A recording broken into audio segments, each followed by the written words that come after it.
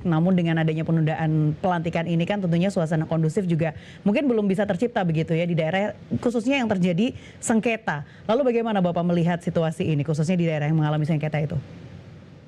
Ya, setiap pemilihan termasuk pilkada tentu dalam proses politik itu di mana masyarakat tentu akan memberikan dukungan kepada para calon yang diusung dan diyakini akan memberikan nilai manfaat bagi peningkatan kesejahteraan masyarakat di daerah, tentu ini menjadi persoalan. Hanya memang yang harus disikapi segera memang, ya kalau menurut saya pribadi, tentu ya segera saja pemerintah memberikan kepastian jadwal. Karena dengan kepastian jadwal itu paling tidak bagi masyarakat akan bisa mengetahui kapan pejabat ini akan dilantik. Jangan kemudian memberikan tentang waktu, kemudian memberikan ketidakjelasan itu. Nah, tentu potensi-potensi yang akan terjadi timbul kembali dalam proses konflik yang kemarin terjadi, apalagi yang di daerah-daerah dengan sengketa yang kemudian sekarang masuk di Mahkamah Konstitusi yang nanti ada putusan sela di tanggal 5, tentu harapannya itu tidak akan terjadi dan saya berharap masyarakat mampu juga menunggu kepastian dari pemerintah kapan pelantikan ini.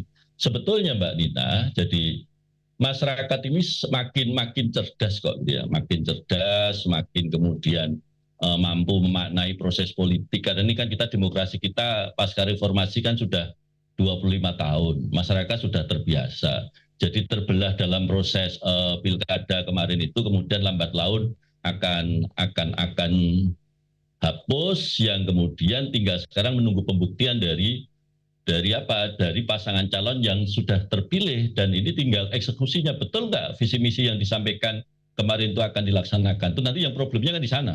Kalau kemudian sudah dipilih, menang, kemudian visi misinya tidak dilaksanakan sebagaimana yang dijanjikan, ini menjadi persoalan. Satu. Yang kedua tentu, ya keterbelahan ini tentu bisa kita hindari sepanjang para stakeholder, tokoh masyarakat, media, dan sebagainya, bagaimana tetap mengingatkan pada masyarakat bahwa kemudian persatuan kesatuan ini menjadi penting. Negara ini bisa akan cepat maju kalau kemudian tidak ada konflik-konflik yang bawaan dari pilkada kemarin, Mbak Nina.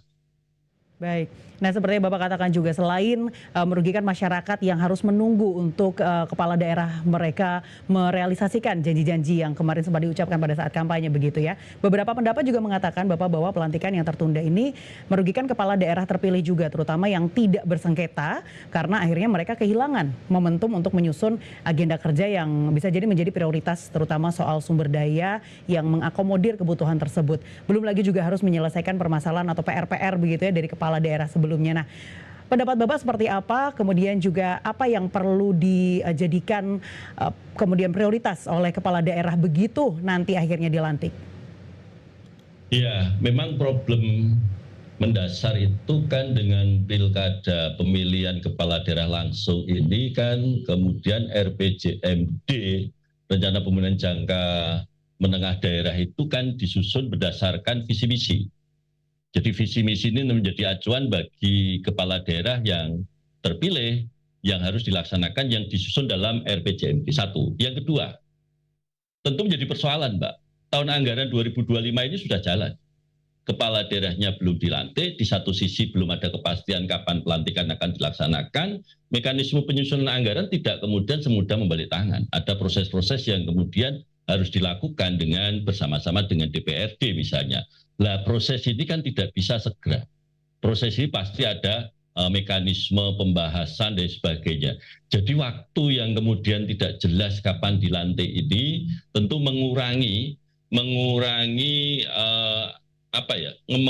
waktu yang seharusnya sudah bisa digunakan oleh kepala daerah yang terpilih kemudian dilantik. Sekarang ini belum bisa apa-apa.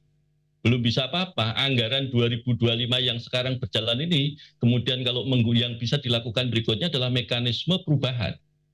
Mekanisme perubahan nanti proses politik dan sebagainya. Ini yang menjadi persoalan dalam proses bagaimana kebijakan itu bisa direalisasikan dengan waktu yang masih ditunda, belum jelas, ini makin mengurangi waktu. Saya mencoba menghitung kira-kira waktu yang kemudian dimiliki efektivitas sebuah penyelenggaraan pemerintahan nanti, tentu tidak serta-merta dilantik langsung bisa eksekusi dari visi misi yang sudah dilaksanakan. Butuh waktu 3-4 bulan mungkin untuk proses perencanaan, penyusunan, dan kemudian penganggaran dari visi misi yang sudah dijanjikan oleh kepala daerah yang kemarin dalam posisi kontestasi itu, Mbak Nina. Jadi ini problem memang. Jadi harusnya memang pemerintah secara